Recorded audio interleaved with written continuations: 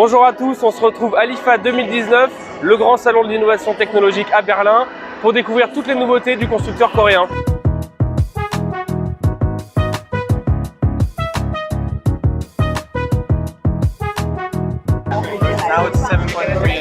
Donc en fait l'écran du Galaxy Fold révisé nouvelle version, une fois ouvert il fait 7,3 pouces de diagonale.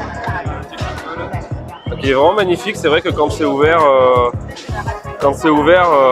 c'est assez impressionnant. J'ai l'impression qu'ils ont retravaillé les bords de l'appareil par rapport à la version qui avait fait débat quand elle a été dévoilée à la presse, puisque pas mal de testeurs avaient essayé en fait de retirer le film de protection. Et je vois que maintenant il y a un rebord en fait qui permet j'imagine, d'éviter ce genre de problème, quoi.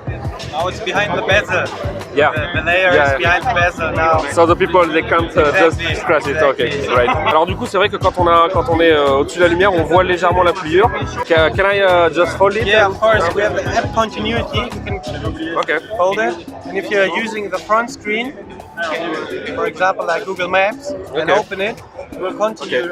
Donc là, par exemple, on a ouvert Google Maps sur le petit écran du Fold, et quand on va ouvrir l'appareil, on va immédiatement du coup avoir une version bien plus grande de l'écran qui permet une navigation tout simplement plus efficace, hein. On a plus de surface d'affichage.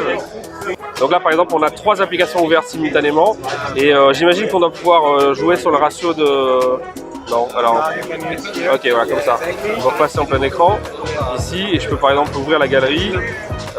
Et c'est vrai que du coup on a du multi-fenêtre hyper efficace, on peut faire du multitâche. Alors j'ai quand même essayé de le fermer moi-même pour voir la sensation. C'est assez agréable, le mouvement est agréable, se fait bien. Quand l'écran est ouvert, on sent bien, il y a un cran de sécurité pour pas que ça bouge.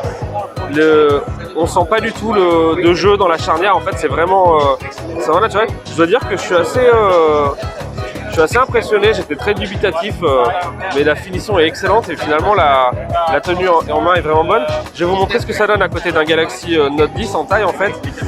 Donc ici on a le Galaxy Note 10 Plus, hop, avec son merveilleux capteur d'empreinte. Donc en fait on a un téléphone qui est plus épais, mais une fois ouvert, si j'ouvre les deux, on est quand même face à un truc qui est, allez, je dirais 30% plus grand que l'écran du Note 10 Plus, alors que en fait une fois plié dans la poche, on est quand même sur un truc qui est beaucoup plus petit. Donc je pense qu'il y a vraiment de l'avenir pour ce type de téléphone, et là on en est vraiment qu'au tout début.